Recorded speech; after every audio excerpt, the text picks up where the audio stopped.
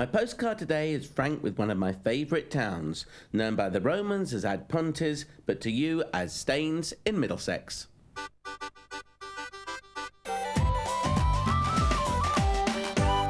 Now, over there you might just be able to see the tower of St Mary's Church. One Christmas, I spent the most wonderful time here at this church, a glorious service, and I'm very fond of St Mary's here in Staines, but despite being a Middlesex lad and having come to Staines all my life, there's so much I still don't know. So I've called upon the services of one Mr Barry Dix, who's written 2 Staines histories, a history on Spelthorne itself, and also writes a local history column in the local paper.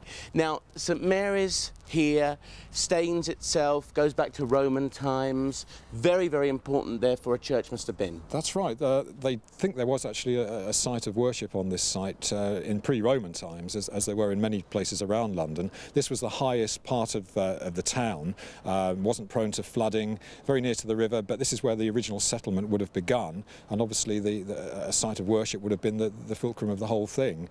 St Mary's can trace its origins back to about 675. That far back. A stone church was built here in 675, so possibly there was even a Christian site here before that. The tower actually dates from the 1600s. The rest of the church is a little bit later, 18th century. It had to be rebuilt after part of the roof fell in. Unfortunately, one Sunday morning during a service, the roof fell in. The rest was actually blown up under an Act of Parliament so that it was made safe and rebuilt. So it only dates from about the 1820s, but nevertheless, a fine piece of architecture and something that the people of Staines are very proud of. An Act of Parliament? That's right. Went as far as to the House of Commons? It did, because it was a religious site. They had to get special permission to knock the rest of the building down. And how far back was that? That was 1828. Right. Now, I've also heard a rumour, Barry, may even been started by you or some of your friends, that William the Conqueror. You know what I'm going to say, That's don't you? right, that's right. There are references in some history books, which a lot of modern historians tend to dispute these days, that William I almost decided on this site for his castle that was eventually built at Windsor, because it was the highest piece of ground between Chertsey and Windsor, and it was a nice sort of lookout towards the downriver and upriver, and they could have seen any sort of invading forces or whatever. Also, the bridging point was very important on the road to the west, one of the reasons Staines grew up in the first place, and apparently he was only convinced that it wasn't the right place after a lot of discussion with his surveyors, and they had to twist his arm quite strongly apparently, and William I, being quite a strong person, took a bit of persuading. So otherwise it was a shame. We could have had Staines Castle, we could have had the House of Staines and all sorts of other connotations, and the tourists would have been flocking in here as we speak, but unfortunately they're not. Elizabeth Staines, can you imagine? This sounds like a haberdashery from Grace Brothers. Let's go in the church and find some more treasures. Right. Now, got the Middlesex Regiment flag there, Albuhera. You know that Sharp's regiment that you see on television? A lot of people say he was actually, Sharp was a member of the Middlesex Regiment. And Albuhera was the place in Spain where they held back the might of Napoleon. And that's part of their motto on the flag. Now, the drum above this tablet, or beside this tablet, is one of 6 carried by the 11th Battalion Middlesex Regiment during the Great War. And it was at Luz, on the Somme, at Arras, Ypres and Cambrai in February 1918. The 11th Battalion was disbanded and the drums handed over to the 2nd Battalion, which carried the drums through the hard fighting in March, when they nearly fell into the hands of the enemy, but finally were carried in the final advance and in triumph into Douai. Douai, of course, is famous for the Douai martyrs.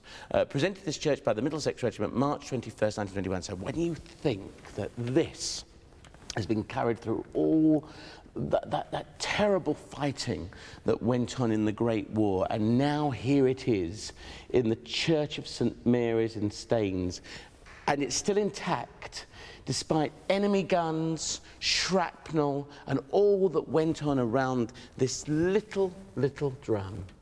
It's here, next to me. Barry Dix, my guide, is urging us to go and see some of the stained glass windows here. Well, the main one behind the altar here was actually given by Kaiser Wilhelm of First World War fame, Yeah. whose nanny, Augusta Byng, Miss Augusta Byng, lived in Staines in some cottages just by the churchyard, and she was the nanny to the Kaiser's children. And he went on to become Crown Prince and Crown Prince of Germany, and he donated this lovely stained glass window in the middle there. So that's in from her Kaiser memory. Wilhelm of That's Germany, right. the That's First right. World War That's Kaiser. right. That's right. Isn't it interesting? We've got the Middlesex Regiment drum at the back. That's right. And we've got the Kaiser Wilhelm windows here. That's how, right. you know, enemies have come together in one church here in Middlesex. And there is another connection as well with the Second World War.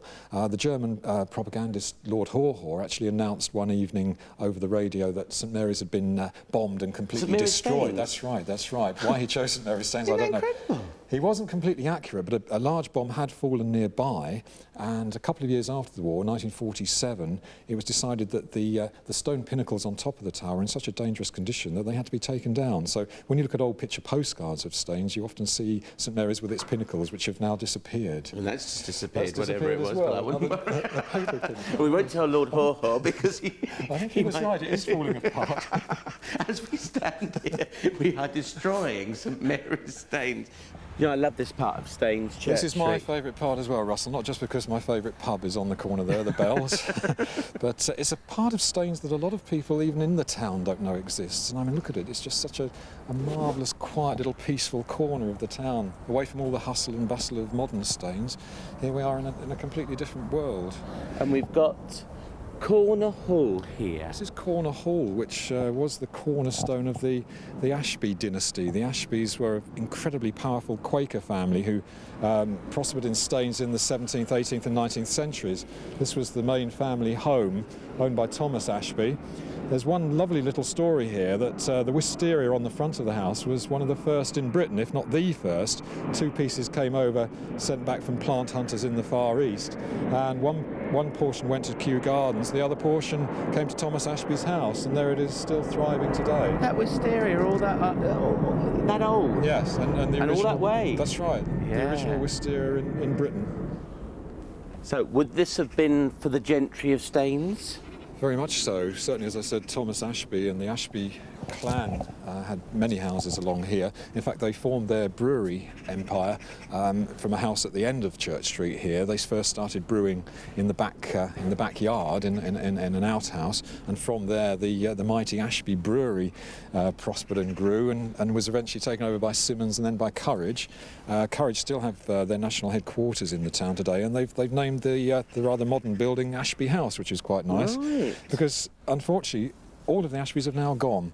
They've actually ruled the town. They owned the brewery. They had their own bank, Ashby's Bank. There's still some cheques in the local museum of Ashby's Bank. But by the 1950s, they'd all gone completely. It's really, really strange. But prolonged now in the name of the That's brewery. all that's left of them, apart from some bones in one of the houses at the back here, which is a Quaker burial yard. They were very strong just there? Quakers. Yes, one of these houses at the back here still has the Quaker graveyard there. So some of the bones still exist, but no real people, unfortunately, now in Staines called Ashby. Now let's go and see the bridge, because I use that bridge constantly. Because I live round here, I use the bridge all the time, and that's really where Staines began round that bridge, That's wasn't right. it? Or the reason for its That's the reason prosperity. that Staines is here today, yes. Right. Yes. So we're going to go and bridge it. No cards.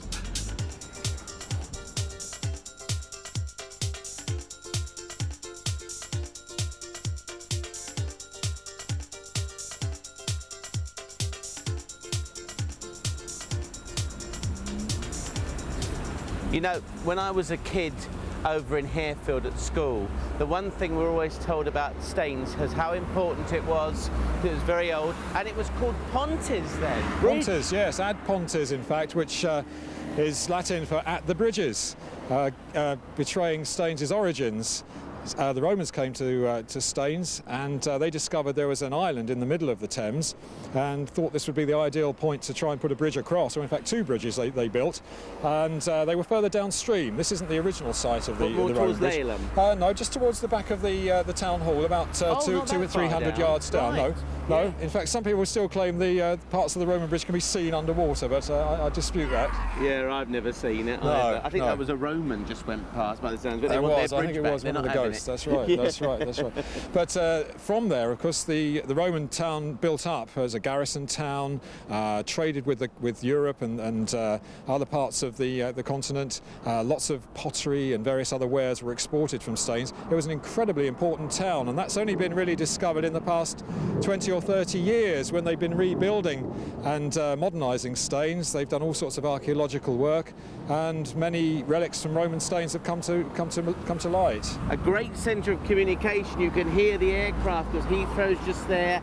the M25's just there, the M4's just there, the M3's just here. And of course It really the river, is a which was the original motorway, this is where all the freight would have been taken right up until Victorian times. And the London Stone used to be near here. The London did it? Stone originally was down here, just about 200 yards from where we stand. That marked the boundary of the City of London's jurisdiction over the river until the last century, and the original stone dates from 1287. Was looking a little bit weather-worn and was taken into the town hall and preserved a few years ago, and they put up a glass fibre replica in its place. And only a few weeks ago, back in the summer, the Lord Mayor came down, one of the first visits by a Lord Mayor for many years, and he actually went through a ceremony to do with the 900th anniversary of the London Stone. I'm looking sad because I was invited, but I went to the Middlesex Soccer Fives over in Rice. Everything was happening that day. Everything was happening. It was a lovely day.